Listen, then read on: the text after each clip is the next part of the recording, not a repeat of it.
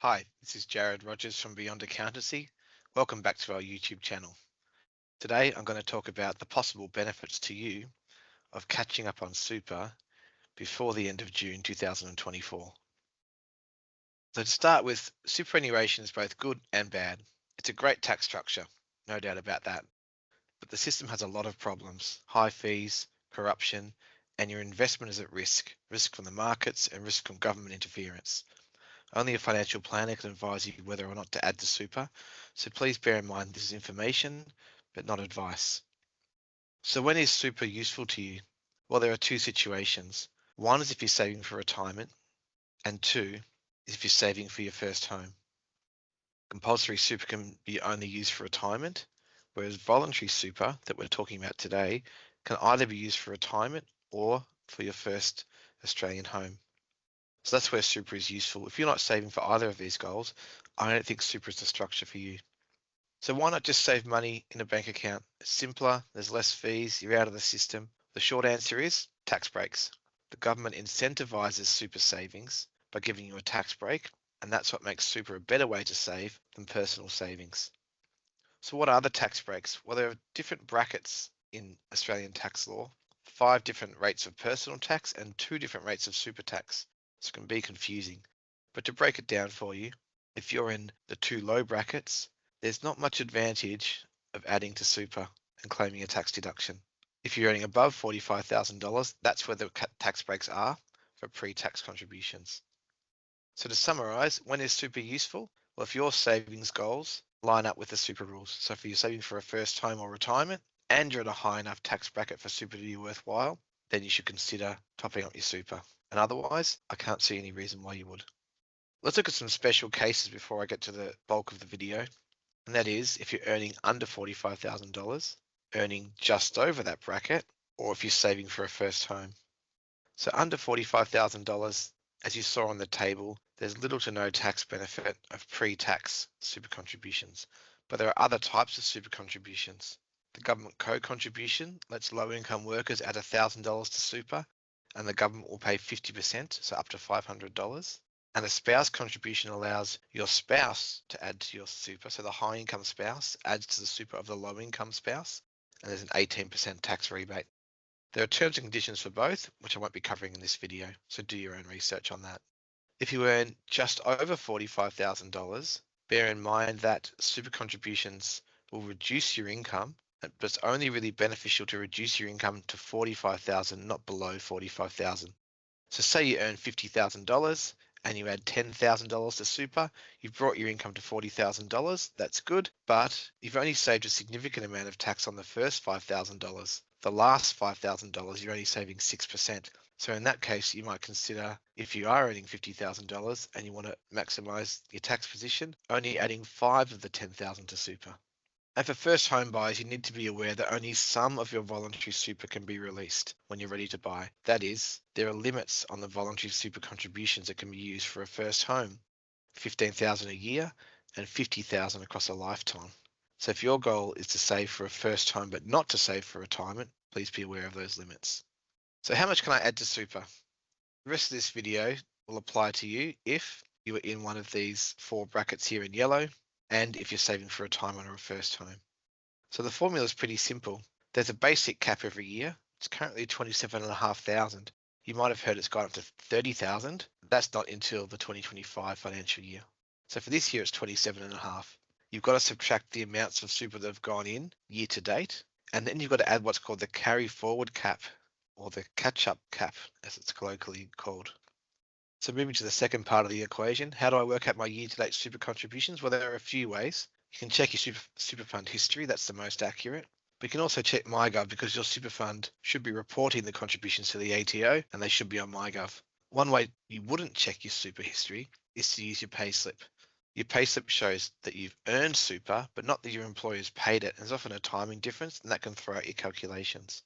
If you've got a self-managed super fund, I wouldn't use MyGov because the reporting is done on a different timing and it won't be accurate. But for most of you, you can use MyGov. So you go to MyGov, ATO, super, information, and concessional contributions. And this is not a real client, but it's an illustration. You'll see something like this. It'll say that the annual limit is 27 and a half, and this person, they've only had $1,200 come in contributions, so they've got $26,000 left. So add that to the equation, and then factor in that there'll be some further super contributions your employer might put in between now and 30 June. So take those out as well. Then, if you had more than $500,000 of super at the end of the last financial year, so that's 30 June 2023, then stop here. You cannot use carry forward contributions if you have more than $500,000 in super at the end of the last financial year, and therefore the equation ends here for you. The carry forward cap amount is 0. If you've got less than $500,000 of super, how do you work out your carry forward concessional amount? Again, you go to MyGov as a separate section under super information. Here's an example of what one might look like. So it's saying that over the last 5 years, because the carry forward is this year and the previous 5. So in those previous 5 years, this person's could have put in 130,000 to super. They only put in 103,000. So there's about 26,800 left over. And that's the carry forward cap. When you're checking this on MyGov, make sure you're choosing the 2023-24 year. Otherwise, you'll get inaccurate information. So let's apply that to our equation, the basic cap minus year to date plus the carry forward amount, and this person in theory could add $53,000 to super. And again, don't forget what your employer might put in between now and June. So if you can put $50,000 into super, should you do that in one hit, or should you spread it over 2 years? Well, it depends on lots of factors. If our taxpayer was 59 years old, he'd be much more likely to add a large amount than if he's 40. If he earned $80,000, putting $50,000 wouldn't be helpful because it will push him below $45,000. He might just then reduce that and only put in $35,000, for example, and save the rest for another year. So it depends on person to person. But here are a couple of reasons why June 2024 is a good time to add to super compared to perhaps a later year. Firstly, the 5-year limit means that at the end of June 2024, the 2019 limit will expire. So this is another hypothetical client scenario. Say this is the various years they could catch up on. It's only the 16,000 that expires at the end of this June. So how do we use up that $16,000? You think, oh, well, I'll put 16,000 to super. Well, no, it's never as simple as that with the ATO. You have to use up the entire 2024 limit, and only then can you use up the 2019 cap.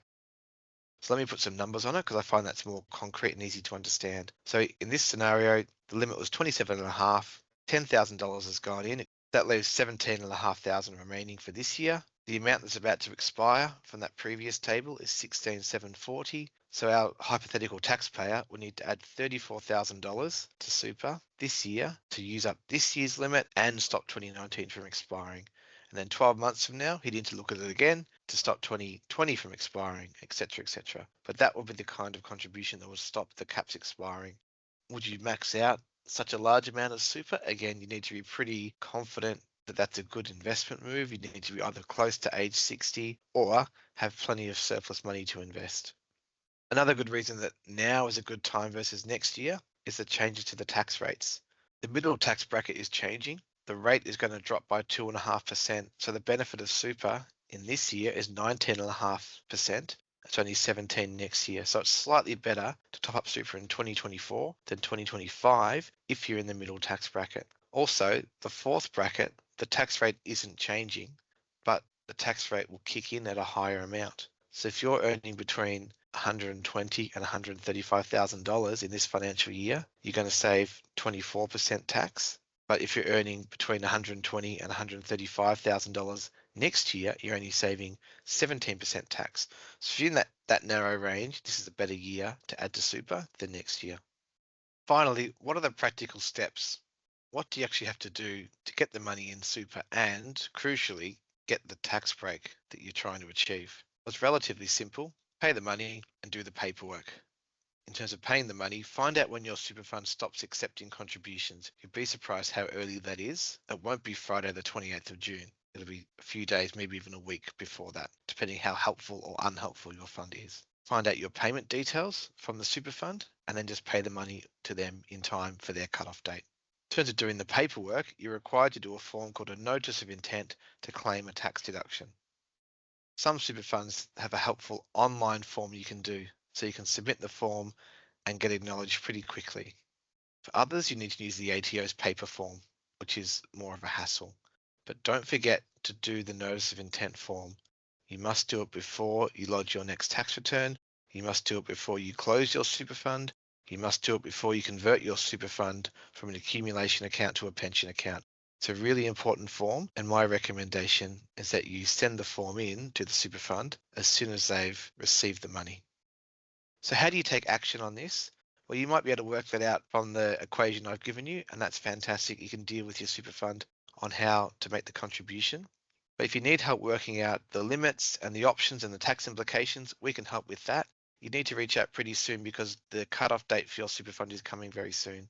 If you have a financial planner, that's even better because they can not just work out tax implications and limits, but they can actually advise you on how much to add to super, how to invest it, which super fund to choose, and does it fit in with your financial big picture. Thanks for watching today. Please subscribe if you've enjoyed this content, and we'll see you again next time. Bye for now.